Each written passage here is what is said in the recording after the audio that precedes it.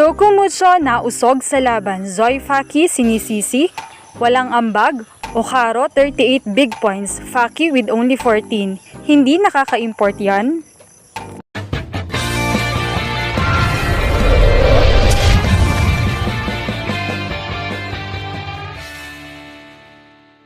What's up, Volleyball Nation? Welcome back to my YouTube channel. Narito ako para magbigay sa inyo ng updates tungkol sa mundo ng volleyball. Pero bago yan, don't forget to subscribe and hit the notification bell para updated ka sa aking mga videos. First reverse sweep for this conference mula nga sa pinakawalang panalo ng Akari Chargers kontra sa silver medalist last conference Choco Mucho Flying Titans. Tila nga nausog ang Ubi Girls dahil maganda naman ang ipinakita nila sa first two sets. In-game ang opensa ng mga wingers coming from Dindin Santiago Manabat, Royce Subino at ang kanilang important si Zoe Faki. Hindi pa rin naman ganun ka-flawless ang galaw ng CMFT sa first two sets, pero makikita na talagang tinatrabaho nila every point. Samantala, pagtungtong ng third set ay inakala naman na makukuha na nila ang game dahil lumamang na sila ng 6 points. Subalit, nagpakawala naman ng malakas na opensa itong import ng Akari na si Okaro at hinabol ang score. Nagkaroon pa nga ng moment na yabangan with Madi dahil medyo intense na nga ang game. Subalit, nang makalamang na sa third set ang Akari ay tinuloy-tuloy nila ito hanggang set 4 at naiuwi ang game sa set 5. Once again ay nakita naman kung gaano na frustrate ng Choco Mucho at kapansin-pansin na naman ang pagsimangot ng mga players.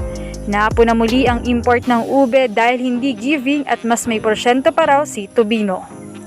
Even sa depensa ay hindi rin giving si Zoe.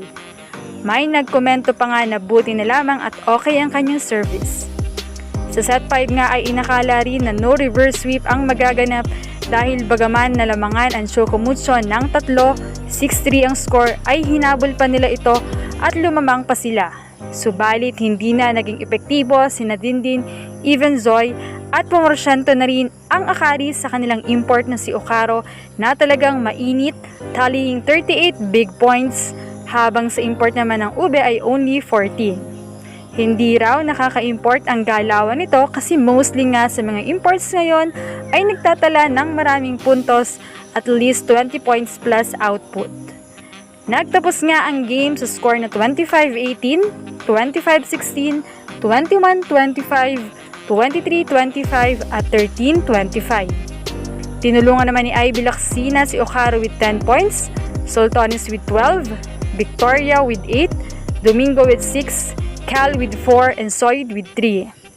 Habang sa Choco Mucho naman, top scorer si Dindin with 16 points, Faki with 14, Tubino also 14, Madayagan Ortiz with 9, Tolentino with 4. Medyo nanganganib na naman ang Choco Mucho sa pag-abante sa next round kung hindi pa rin sila makakapanalo sa upcoming games nila.